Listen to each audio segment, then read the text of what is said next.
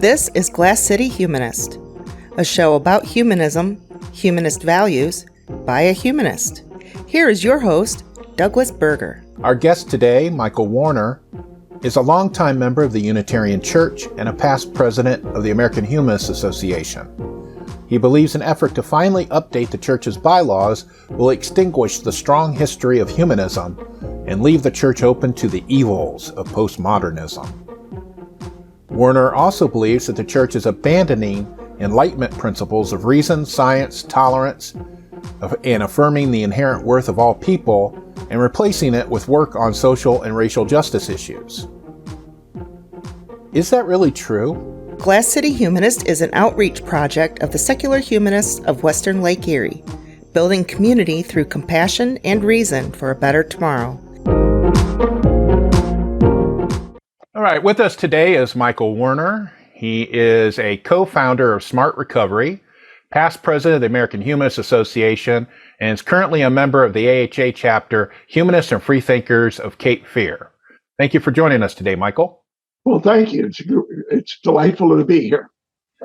The main reason I had for inviting you on the show was, we're Facebook friends, and I had seen a Facebook post that you had made recently that complained about a proposed change to the bylaws of the Unitarian Universalist Association.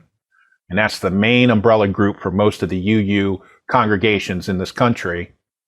I do want to say, though, point out at the beginning, I am not a Unitarian.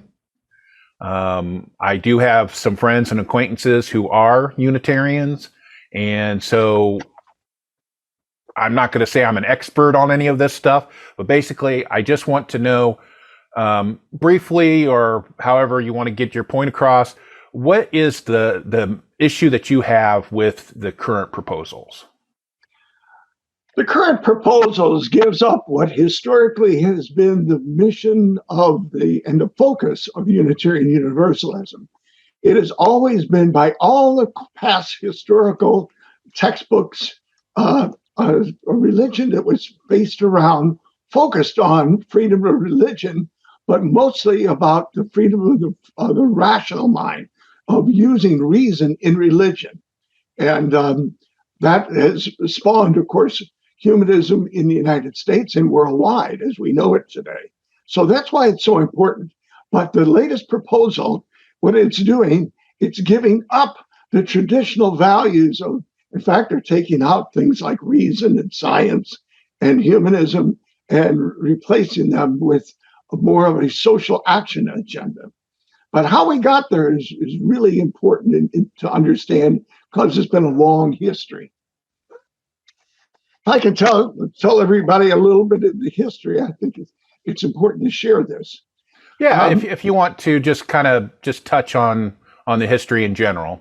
Yeah, well, keep in mind that Unitarianism started off based on freedom of religion, and it was the three pillars of liberalism are freedom, reason, and tolerance. And it's a three-legged stool, and all three of those are important. The Unitarians, though, were moving more and more towards humanistically oriented, in other words, man-oriented religion. And Ralph Waldo Emerson was a Unitarian minister. He pushed transcendentalism, where God wasn't a supernatural being, but was totally naturalized. He called it the oversoul, because he didn't know anything. But in 1849, with the advent of Darwin's thesis, it changed everything for him and all kinds of intellectuals at that time, because now we had a story that was different, that really gave us our history, our origins of who we are, all of our aspects of who we are as human beings. And after that, Ralph Waldo Emerson joined with some other Unitarian ministers to form what was called the Free Religious Association. That died, but it kept on going because a lot of the Unitarian ministers, especially in the Midwest, they were called heretics. There was called the Western Conference. They broke away almost. It was very close to a schism because they wanted to preach a totally non-theistic religion, where you use religion, the functional aspects of religion, which are primarily around ethics and community. If you go to any theological school today, they'll tell you, forget about all your theology you're learning. What your job is as a parish minister is building an intentional community.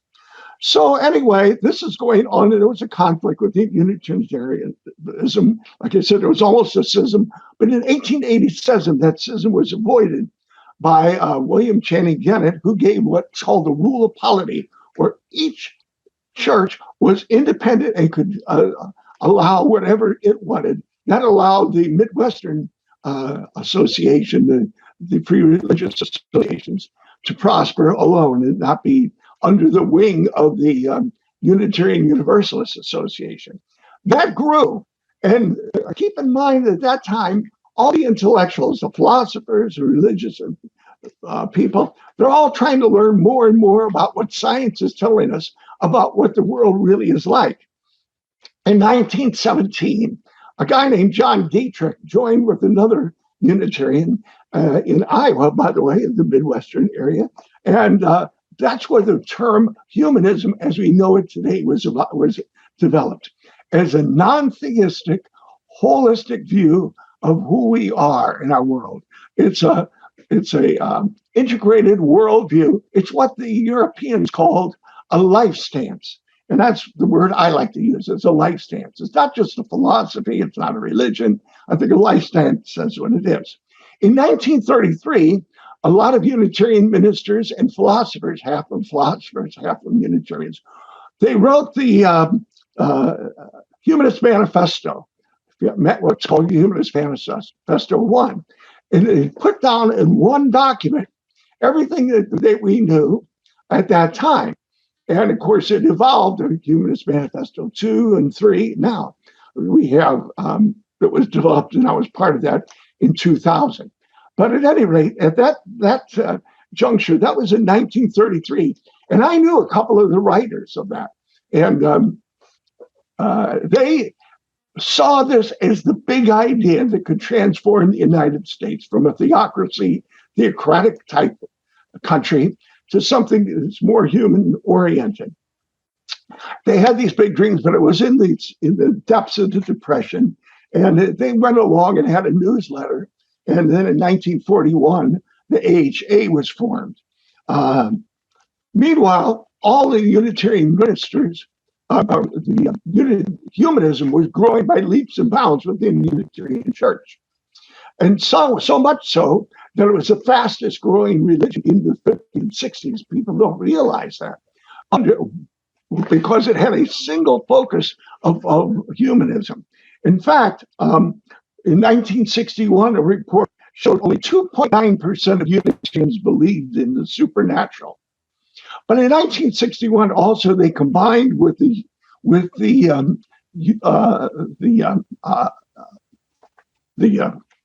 Universalist, and that was quite of a change because they were more universal salvation, but it was repurposed to mean radical toleration.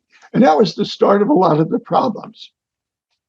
Still, though, in 1989, 73% of the Unitarians said they were humanist or atheist.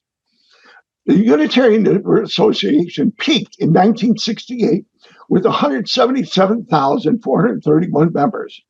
But because of a 1968 clash, because of the Black power, they lost 20% of the members in 2 years. It went from 1968 till now, it's gone from 0.88% of the population to 0.51% now.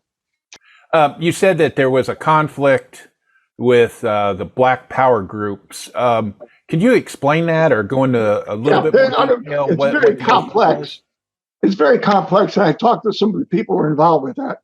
But there was what's called a BAC group and a BAWA group. And it's basically the Black separatists and the integrationists. The Black separatists wanted to have the Unitarians donate 25% of all of their funds to Black power groups without any control whatsoever. In other words, There was not going to be any oversight or anything. And it was a time when the Unitarian Church was basically floundering financially. And in 68, it reached a head because, they said that they made a vote to do that in previous General Assembly. But then in 68, they said we couldn't commit to that anymore because we don't have the money, frankly. Not that we wouldn't like to do that. And so a lot of Black leadership, there was only 1% Blacks at that time in the Unitarian Association. But anyway, they left, but a lot of people left in that time period. But also, it was just a time of volatility. It was an age of sex, drugs, and rock and roll, and New Age was coming on board. And that was dominating and also affecting things. All of this, I'm going to be going through all of this history up to today. It's a great book. It's Kurt Anderson's book, Fantasyland, or in 500 years of how we got here. It explains, he wrote it actually right before Trump, but it explains Trump and all the other changes that have occurred. Now, when you said that this Black Power group had wanted 25% funding from the UUA, what was that for? I mean, what precipitated them, first of all, asking for that? And another reason, why was it even considered? What did they do something? Well, because it was a strong activist movement for civil rights. And they thought, well, the best way to do that is the Blacks didn't want to integrate in with the Unitarians, but they said, well, we want your money, and so they were going to give them the money. So it was to wanted to do so, but then they had to change their mind because of lack of money. Yeah, but it was to form their own Black Unitarian Church. No, not even Black Unitarian Church. It was just going to go to Black Power groups. Oh, okay. That just seems odd that the UUA. It was a different time. I lived through it. Okay. I was in the middle of it. It was a wild time. Keep in mind, they were burning down cities, 1968. At any rate, what happened, and this is what's interesting. If I was going to sum it up in one word or 3 words, it was a turning away from the Enlightenment. The Enlightenment aspects of freedom and reason and tolerance, and especially those values that brought us where humanism is, enjoying the fruits of science and reason towards the betterment of all of humanity. Also at this time, postmodernism was rising. There was all of these conflicting forces. Postmodernism was rising, which at that time was just a very minor thing. But postmodernism says that all truth is really just a social construction. There is no truth. Even pi, believe it or not, was challenged, and that there is no truth. Science is just a tool for power and control of minorities. It came out of what's interesting. You got to go all the way back to what happened in Russia in the 1930s, because during the 30s, the gulags were going on, but people didn't believe it until about 37, 38. And they finally, the history or the information was very limited coming out. But by 37, 38, it was pretty obvious it was true. There was 30 million people dying because of the humanists or the communists. A lot of humanists were communists at that time, including Corliss Lamont, the president of the AHA. And some of them, like Paul Kurtz, etc., were communists as well, but turned away from that later on. That's a whole story in itself. But what's interesting that happened in Europe is the academics in Europe, especially at what's called the Frankfurt School for New Social Thought, said the reason communism failed and did all those terrible things wasn't because of communism. It wasn't because communism was inherently bad. It was the Enlightenment. It was the Enlightenment where it uses reason turning against itself and its systems of power and control. And a book was written 1949, I believe it was, The Dialectic of the Enlightenment by Horkheimer and Adorno. That started kind of the whole thing. Foucault then later came on and said, everything is just power and control. There is no truth. Derrida said it was nothing but truth. But by the way, interesting, later on in their life, they all admitted they were humanists in the end. But at any rate, during that period, it was a pretty volatile time, but very quiet in the academia. But later on, various groups, marginalized groups, feminists, but especially Black power groups, got that information. And that's where it kind of sits today, because it actually pretty much died off in philosophy and everything else, but got new life in sociology. But let me come back to where we're going on the Unitarian Universalism. What I meant in Unitarian Universalism is that there was a mindless tolerance promoted, where it was a turning away from the Enlightenment. And, there's an old saying, maybe you've heard it, I'm sure you have, you can open your mind so far, your brains fall out. And that's kind of what happened. Everybody said, well, open up your minds, And all my friends, were into Est and the Forum and all kinds of crystals and everything else. I was one of these weird people. I was a humanist that believed in science and reason. I was an oddball the whole time. But they were also in the theological schools. They were taking God as a metaphor just for anything that you want.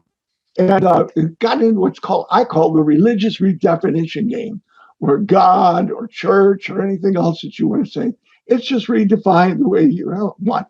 And especially it was a whole thing in the theological schools called process theology. And that is where Unitarians are getting their, shall we say, basic fundamental theology today. And Charles Schorn and Alfred North Whitehead were basically saying that God isn't something out there, up in the sky or anything, or a thing. He is a process that is happening within us. God is immanent, not outside of us. And so a lot of people got into that, but got more and more into what I would call fuzzy theism. In other words, God is just about anything that you want it to be. But, in language, definitions matter. And in this case, the definitions that we're getting confuse people and don't give any people grounding. Hopefully, religion is supposed to give people grounding, a grounding for their lives, where we came from, how do we live our lives, how do we react to each other, where we're going. But now it's all over. And so Unitarianism basically became a religion without religion. It's not dealing with fundamentals. And of course, that was one of the things that humanism, why it grew so much, because humanism is giving some foundations of the best we know, and it changes, it evolves like science does. We learn more every day, but that was kind of abandoned, that kind of thing. The functional definition of community was most important at that time for a while. But then, and it became really, I joke, the church of the larger solipsism. It's whatever you want to believe, or the church of anything goes, as some people would say. And that idolatry of tolerance persisted up till today. But what's changed more recently is that instead of just becoming like all liberal churches, which it was coming, before it had a really definite identity of reason and religion, but now they abandoned that in that idolatry of tolerance. So it was really just a one-trick pony and not having a balance. And I wrote my book. I don't know if you can see it or not, but anyway, it's called Regaining Balance, the history, the evolution of the UUA. And I give this whole history. And by the way, you go on Amazon and get an electronic book on that. I think it's only $4. But I give this whole history that I'm getting here and more on what's happened. But today, what's happened is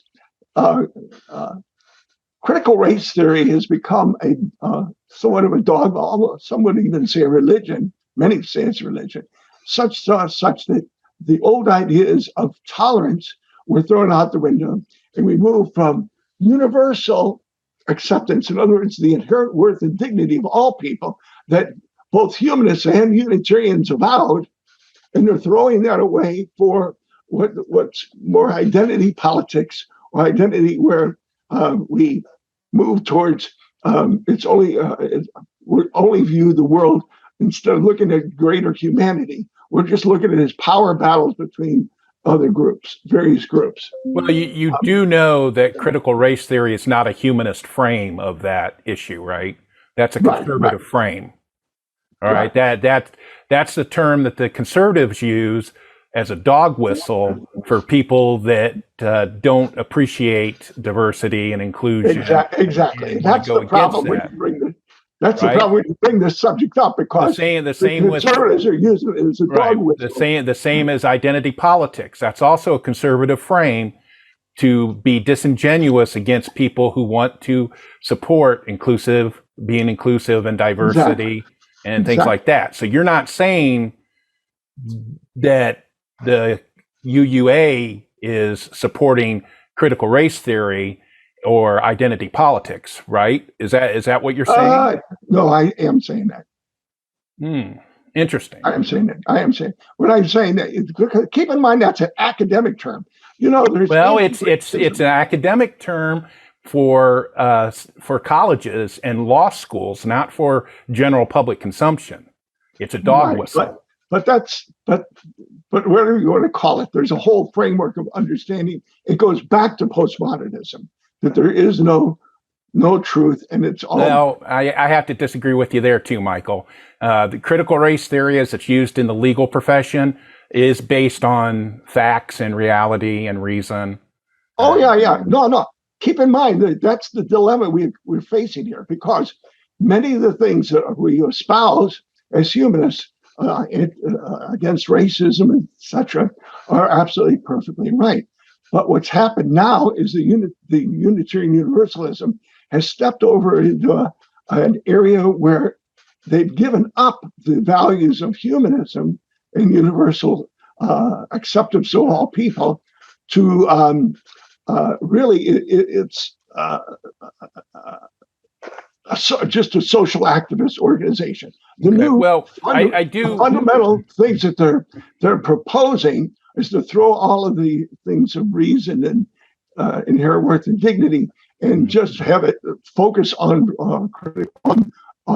race and identity. Well, what I did want to talk about the proposal, because you did provide a copy in your Facebook post.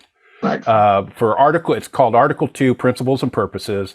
And when I was talking to a minister that's in the UUA, he said that the last time that this Article 2 was updated was in 1987.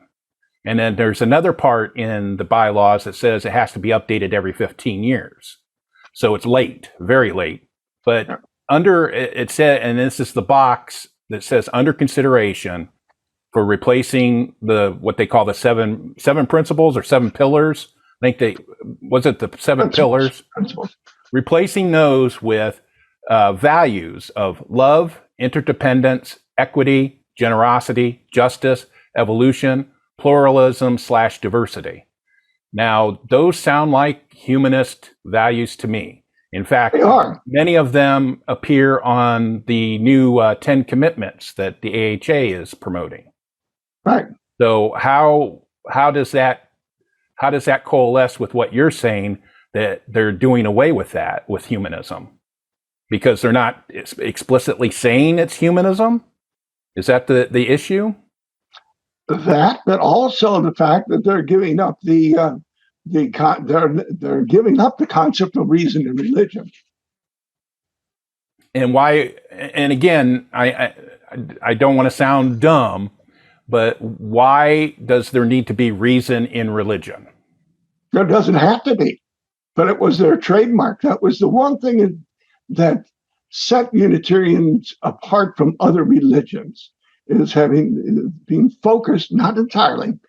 And keep in mind that values are such that I go back to the greatest philosopher in the 20th century to me was Isaiah Berlin. And he's the one who coined the term pluralism. And he said that all values are pluralistic, but they are in radical conflict with each other. And that there's no one of them, it's totally supreme over others, and there's always necessary trade-offs. So it's all trade-offs. What's happened, though, we've got this trade-off that we had reason in religion, not as the Godhead or the single, but with other ones. But now we're giving up reason in there, and it's that's if that's going to be what they want, that's fine.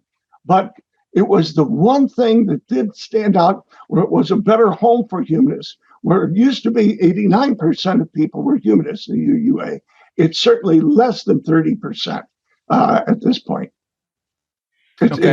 Well, that leads me then to a big question for you.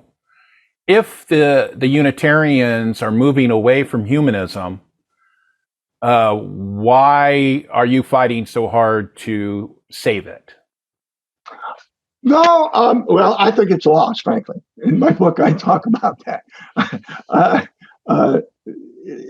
could see it coming in my book, but I think it's lost. But I think it's important to at least remember that aspect of it. Who knows? It may come back. I don't know. But there's an important loss there, and maybe it has value. What it's doing right now, certainly has high value of espousing maybe a focus of religion. It's totally focused on social justice. That's what it is right now. But it gives up all those fundamental aspects of life that people want. And today, there's a lot of people, I believe, especially atheists, that leave religion, etc., and they don't know what to believe. And that's why I developed this other book, What Can We Believe If We Don't Believe in God? And because you can end up with anarchy, where you say, well, I don't believe in God, but what grounds you? What is your intent and purpose? How do you see your place in the universe? How does the world work around you?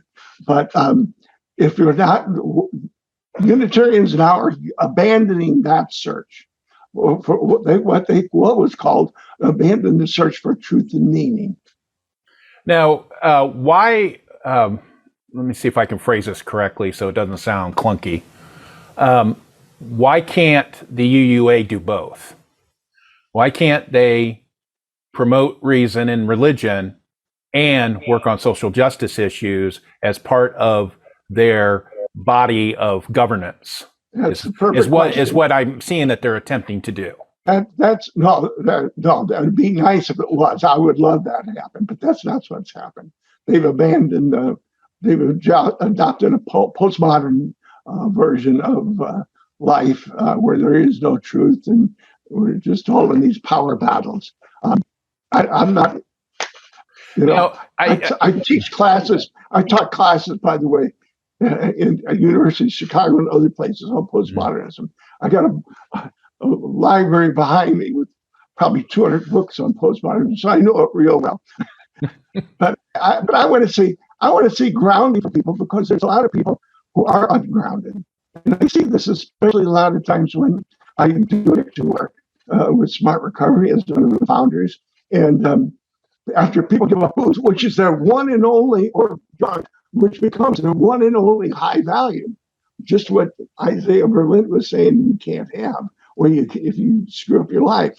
We want a balance of values. And that's what my book is about, regaining balance. But we're not there. Right now, it's completely skewed only as a social justice organization, which is good. It'll do a lot of good, but it still leaves out that portion of people who do want that inherent search for worth and dignity. Well, I came to humanism back in the 90s. I think you remember Larry Rika. Yeah. He recruited me, as it were, into humanism. And one of the things I checked out was the Unitarians at the time. Because at the time I thought, yes, one needed to go to church. I had just become an atheist and moved to being a humanist because it answered more of my personal views than just being an atheist. And I checked it out. And unfortunately, the congregation that I checked out was not welcoming to humanists or atheists. And that was a bone of contention for many years when I was living in Columbus. In fact, when I was president of the Humanist Community of Central Ohio, I was invited to one of their Sunday forums one time, and that was after the service, and they bring speakers in. And I had a gentleman who was a Buddhist member of the church challenge me on the scientific method, telling me that it wasn't the way to find answers, that it wasn't any better than any other discovery of the truth. And he said scientific method couldn't answer, and he used an example of sour milk on a stoop in Ireland that's soured by leprechauns, and that there would be no scientific method to discover whether or not that actually was true. And so I distanced myself from the Unitarian Church at that time. And so this was probably 20 years ago. And so, I think that, and then I've read your book, the Rebalancing, and I agreed with the part about the God talk. And then also too, I'm a humanist. I don't believe that there should be humanist churches. It's just not for me. And I think a lot of nuns are like that as well, is they don't want organized religion. They may believe in a supernatural being, maybe not, but they don't want to go to a building on Sunday and sing hymns or have rituals. And so I think it's... But for some people that do, that's some fine. People do. But Right. keep in mind that if you've been to one Unitarian church, you've been to one. Right. There are some Right. Unitarian churches that are very totally theistic. You walk in there, and my God, the God talking is overwhelmed. Right. There's other ones like the First Unitarian Church in Minneapolis, the founder and father of humanism. If you bring up God, the church I belong to in Charlotte, North Carolina, if you brought up God, it would bring out laughter. Mm-hmm. But that's what's changed. It's not a welcoming home for those. And I've been a president of 2 Unitarian churches. I've taught at the Medieval Lombard, the theological school at the University of Chicago. So, I've seen all different sides of it. I gave up my faith, I'll use the word trust, in Unitarian Universalism. When up in Chicago, a Unitarian church I was there, they brought in a woman who was a grade school educated, self-confessed depressive, who mixed herbs in her kitchen and sold them for $400 an hour. She would sell these herbs and could cure AIDS and hepatitis C. When I raised a stink about that, I was told I was intolerant. That's when I said, okay, fine, I'm done. So she was selling that in the church. Yeah. Yeah, that's People kind of were illegal. telling me because I protested against, I was intolerant. Yeah. Well, it's illegal for one thing, but yeah, that's weird. But anyway, so why don't we move to kind of wrap this up, because it's been very informative. I've been very appreciative. If you want to, what do you want to see happen next in this process? Because it's going to happen. This rehashing the Article 2, that's going to happen. Well, also there's a whole bunch of other things going on there too. Okay. To talk about. One is, remember I mentioned the law of polity, where each congregation could determine its own future, etc. That it's never had centralized control. It's an association. Remember, it's not a denomination, it's an association of churches. But now they're saying that you have to take direction from the top. And if you're not in alliance with what they say, then you can get dismembered, or not dismembered. You can be disbarred from being a minister, and that's happened. There's a whole lot going on under the surface. Most of the congregation's adherents, they don't know about all of these battles that are going on. I'm on several Facebook groups of, so we say, discontented Unitarians about all of this. What I'd like to see is, I'd like to see some balance. I'd like to see a balance again where reason is brought into the fold. I think there are people who all of us need a sense of community, whether it's a humanist community, a humanist group or whatever. But we all need community. Studies show that you live longer healthier, happier lives with community of some sort. But we need to have grounding in our lives. We need something that the definition of religion comes from religion, means religio, meaning bind together, binds people together. Right now, the whole country, I don't need to tell you, we're all over the damn place. And somehow we got to bring it together. And Unitarians had, I thought we had the best of both worlds one time, where we had both a good community, but also we gave community, but also good intellectual humanism. We've lost that. So we have to move on. I think we have to realize that the world on the left and the right has got crazier and crazier. It's gotten, there's no middle ground. As William Blake said, the center does not hold. And that concerns me. I'd like to see that center holding better. I'd like for reason and tolerance and to take hold again. And some of the situations going on regarding, like in my community, I go to, I'm in Charlotte, in Wilmington, North Carolina, and the Proud Boys line up at the back of the room, at the education meetings and board of election meetings with their guns and everything strapped and everything, body armor. It's just pathetic. We got that, but then we also have the crazies on the left too that we have to deal with. It's like everybody's kind of lost their mind. All this.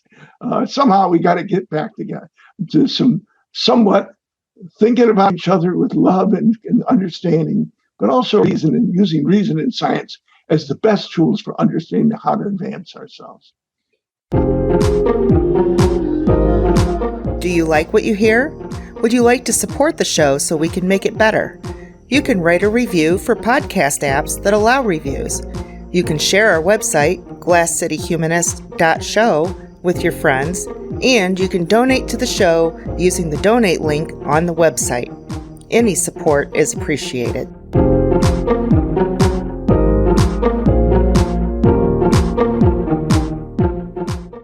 Well, if you've just seen our interview with Michael Werner, who was the past president of the AHA, talking about an issue that he is very important to him, looking at the Article 2 of the UUA bylaws. And so I wanted to do this part here that I'm doing right now separate from the interview. This is going to be like an editorial. These are my views. It has nothing to do with what Michael is doing. He brings up some good points. I read his book, and I do agree with some of the points that he made about Unitarianism. That's the main reason why I'm not a Unitarian, is the God talk. And I just don't believe that humanists need a church. But that's my personal opinion, and I know that some humanists do attend churches, Unitarian churches, and I don't have an issue with that. That's great. It's not for me. So I just want to get that out of the way, because and I know some people are going to think that this makes me biased. I'm not at all.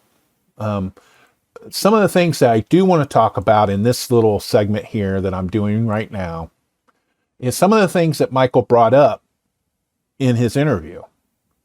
One of the things that I mentioned to him or asked him about was about the $1 million that was supposed to go to the Black Power Group in the late 60s. And I asked him specifically, what were they going to do with that money? And he didn't know, or he claimed that he didn't know.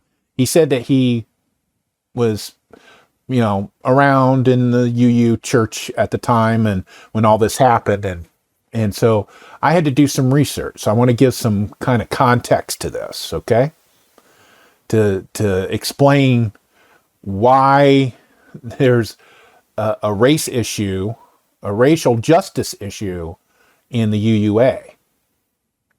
And I'm going to have to go back in history to the March on Selma during the Civil Rights struggle. That was, there's been movies about it. Martin Luther King Jr. was there. John Lewis, just recently died, passed away, congressman. He was a student, civil rights leader at the time. He was involved in that.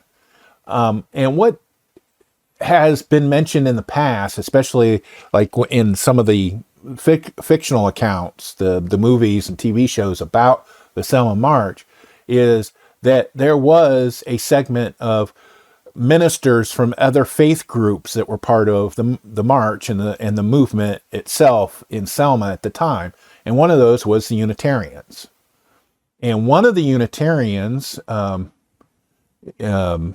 James Reeb, he was a Unitarian Universalist minister, and he was demonstrating in Selma with the African Americans, and he was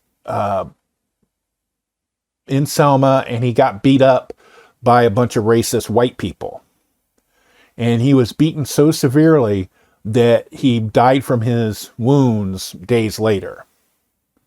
And what that did was that got the UUA going in an emergency crisis mode, and 200 or 300 people, about 200 people, went to Selma, joined the march and the protesters in Selma in response to one of their own being murdered. He's considered a martyr in the Unitarian Church. Anyway, so there was this big tumult after that as well in the country over civil rights, and it permeated into the UUA.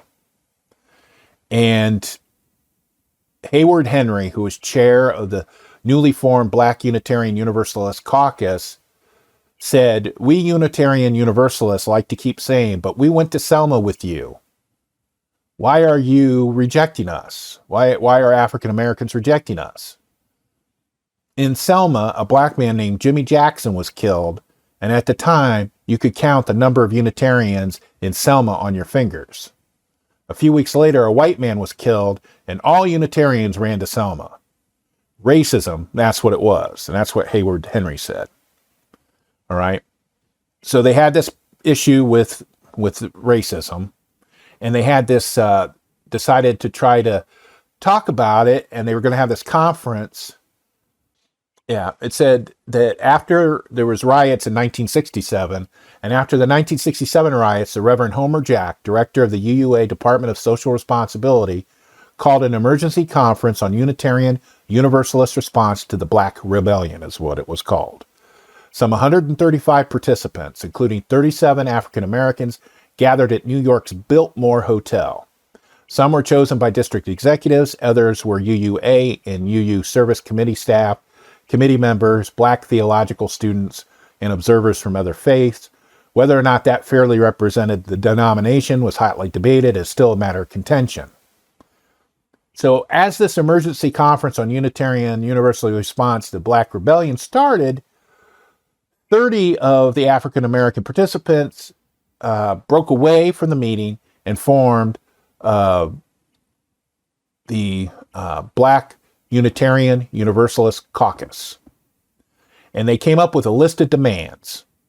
And one of the demands was that the Unitarians establish a Black Affairs Council to be appointed by Black Unitarian Universalist Caucus and funded for 4 years at $250,000 a year.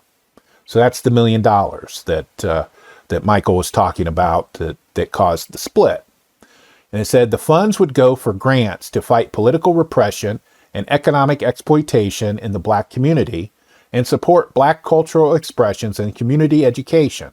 In addition to overseeing the grants, the proposed group would allow members to explore their identities as Black UUs. The late filmmaker Henry Hampton, a Black Caucus supporter who was then the UUA's Director of Information, said, Black people at the conference became full-fledged liberals for the first time, able to determine their course. So eventually, in a UUA General Assembly after this Biltmore conference, they passed the resolution to pay out this money. All right. And I'm going to put a link into a UU World article that I got this information from. You can read the fine details, but basically what it was is that this Black Caucus they wanted to have a Black Affairs Council, and they were going to work on issues and ideas that were specific to the Black community, and it was going to be funded by this $250,000 a year. And there was a lot of tumult and a lot of stuff about that. So when that happened, then at the time, the UUA was having financial difficulties, and they tried to renege on that deal several times. And eventually they still were having to give this, because in the General Assembly, the way the UUA works, the General Assembly sets the policy, and it's voted on by the members that are present at the General Assembly. And so if they vote to promise this money, then this money has to be paid. It's not something that the board of the church can just say, no, we're not going to do it. That's how UUA works, okay? So that they pay out this money. Now, eventually, the reason why this all got going was militant Black liberation movement kind of simmered down. There was less of a need of the UUA to fund programs in the urban areas, as it were, and so it all went away. The Black Caucus dissolved, went into a Black Humanist Fellowship, and that eventually went away. But this it wasn't a split. And I want to explain this. All right, and Michael touched on it in his interview, was that you had separationist, he said, and integrationist. All right, and there was a lot of longtime members of the Unitarian Church who were African Americans, and a lot of them joined the Unitarian Church because it was not segregated, and they felt that creating this Black Affairs Council was separating. That's why they called them the separatists. And it wasn't that they wanted to break away from the UUA. In fact, they were affiliates for a number of years. Is that there was certain areas of the Black experience in the UUA that wasn't being addressed by the majority white members of the UUA. And so these Black African Americans decided that they needed a separate group to express their African American experience within the church, and to work on that and try to alleviate poverty and work on those specific programs that they could reach, because they were African Americans, they could reach other African Americans. All right. So it's not, a lot of longtime church members were like, this is going to break the church. And it didn't break the church, but there's been a lot of the conflict has been felt for 50 years still. In the 80s, they had, I think it was probably similar to a conciliation commission trying to look at what they did and how they worked and what went wrong and all this stuff.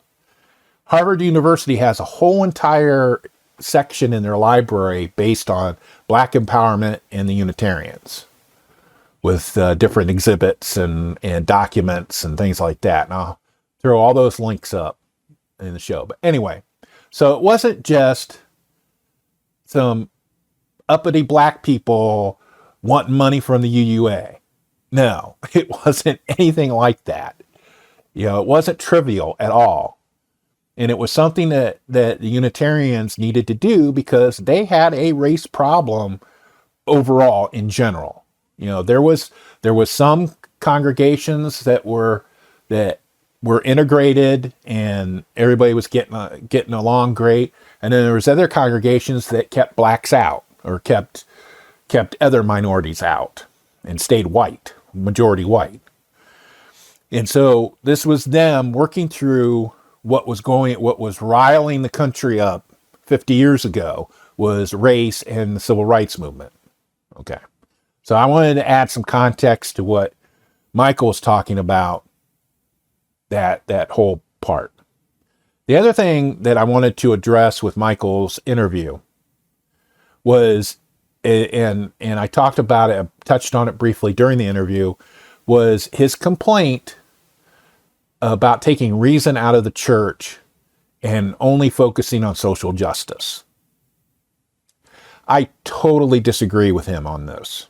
Okay? It's not either or. I wrote a note to myself, it's not pie. Okay? If you want to work on social justice issues, you can still do that and still do this tolerance, what he was talking about. He was talking about a lack of tolerance. You could still, because at the base of it, a lot of social justice issues are rooted in Christian nationalism and racist policies supported by religious beliefs, and you have to have a reaction to that. The fact that the UUA does not have a specific racial justice pillar is telling, and the fact that they were supposed to have taken care of this before since 1987 and they haven't. That's why they're going through this whole process. And I really think that Michael's just upset that they're not going to specifically name humanism as a source of knowledge for the church. And as I mentioned in the interview, was those values that they want to possibly adopt instead of the pillars. Those are humanist values. You know, you're not going to take away the fact that there is a humanist history in the Unitarian Church, but that ship has sailed a long time ago. And when you have a church and you have to support ministers and staff and buildings and property, you have to bring people in. And if you ignore the nuns, the people who may still believe in a superior being or may still believe in the supernatural, but they just don't like organized religion, and you ignore them, you're essentially cutting your own throat. Because if humanism was so entwined and integral to the Unitarian Church, it would still be a positive force today, and it's not. And we see that with the God Talk and the fact that they hire defrocked ministers from other religious organizations, and they have a water ceremony and a water ceremony and a spring ceremony and things like that. They do a lot of churchy stuff, and so, you know, talking about reason in that context is you're not having reason in that context. Okay. And so I really think that, you know, that ship has sailed. It's not coming back. And he even admitted it's not coming back. And as I said in my example, 20 years ago, I did not feel welcome in a particular congregation. And again, it's going to be congregations. You know, the UUA, if it ever gets its act together and does this rehash of their bylaws and everybody gets on the same page, then you might see it in across the board. But right now it's because of the independence of each congregation, it's going to be different. You're going to have a different experience depending on who you go to. Like if you go up to congregations in Minneapolis area, the Minnesota area, they're going to be more humanistic than if you go to one that's in the southern part of the country, where they have more experience with the supernatural religions. All right. And then the other thing I wanted to touch on, I've gone on way too long on this. What I wanted to touch on was Michael bringing up CRT and identity politics. And I will repeat that those are not humanist frames.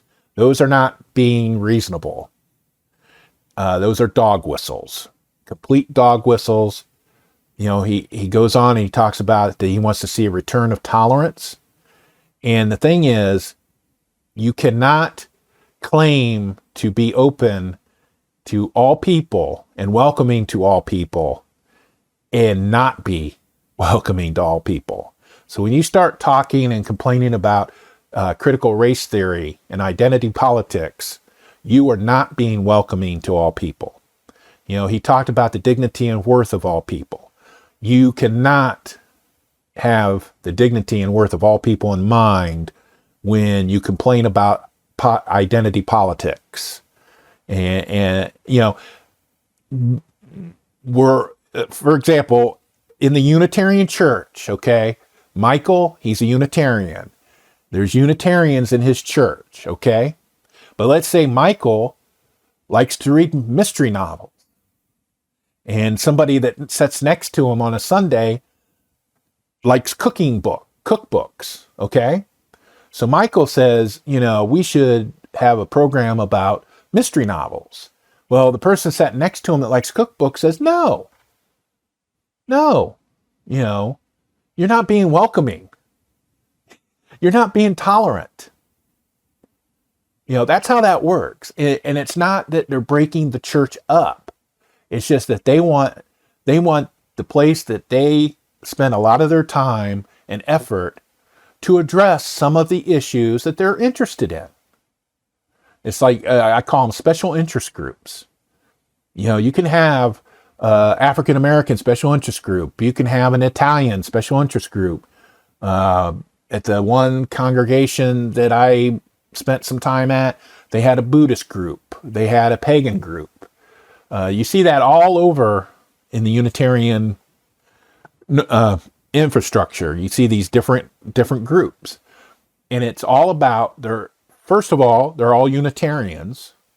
So they all buy into the pillars and the sources.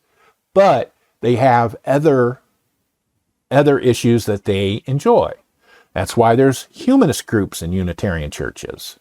They call them UU humanists. And it's to cover that. And it's not, and that's how they're being tolerant. That's how they're celebrating the dignity and worth of everyone. But when you start complaining about critical race theory, which is a conservative talking point, and identity politics, which is meant to degrade groups of people, that is not being tolerant. That is not celebrating the worth and dignity of everyone. So while Michael made some good points about the church and how it needs to evolve, for one thing, it needs to change. And if it's going to drop humanism and these other modes of knowing and replace them with different words, then it's going to do it. It's a democratic organization. You get enough people to vote your way, it's going to change. And he just needs to get on board. So the last thing I'm going to say about this is that even though I am not a Unitarian, I'm going to support really pretty much any change that they're going to be, as long as they don't start celebrating Jesus and having signs of the cross and returning those kind of icons. And, we're going to find places where we can work together, since I'm a secular humanist. There's going to be some religious humanists at these UU churches. We're going to find some commonality. We're going to be able to work together, and that's how it should be.